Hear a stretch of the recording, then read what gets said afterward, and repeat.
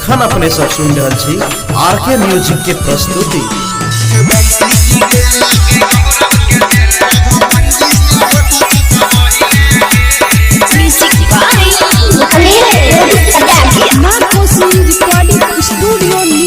पीछा करे छी कि यार छोरा हमरो की ओम के बुझले रे।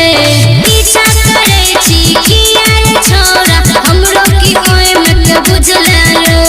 तोरा बारे में के नहीं जानै छहुकाई रे तमाजा उठै लागे के बंसी के दे लागे गौरव के दे रमन जी से होत तू सब ही लागे।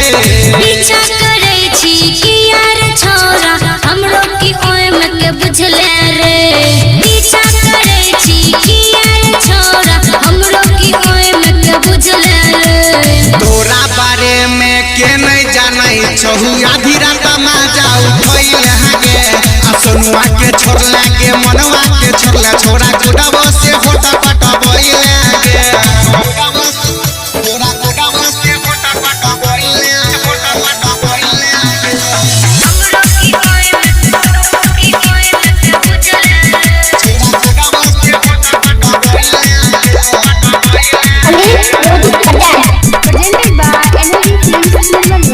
कते बेर छोरी चलते छही रे पिटाइल।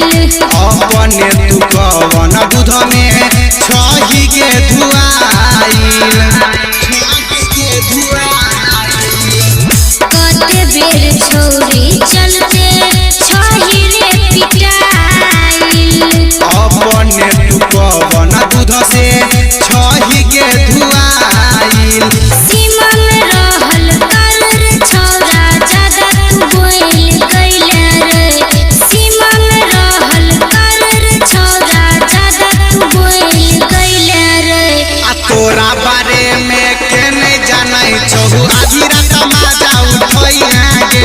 दिन सवा के छोड़ला चंचलावा के छोड़ला छोरा छोटुओ से गाल मिस बही लागे।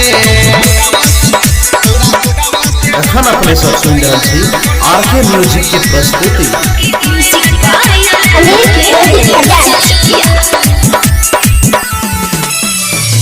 लौनिया के साथ देखने रियो माल घर में। तू तो धराइल रही बोले ना तू घर में। लौनिया के साथ देखने रियो माल घर में। तू तो धराइल रही बोले ना तू घर में। राइटर अनिल तोरा बारे में सबटा हमरा बतैले रे। राइटर अनिल तोरा बारे में सबटा हमरा बतैले रे। आ तोरा बारे में के नहीं जानै छहु काई रे तमाजा उठै लागे। रगवा के छोड़ला सुरेशवा के छोड़ला छोरा दीपको से गाला कटबै लागे। Presented by RK Music।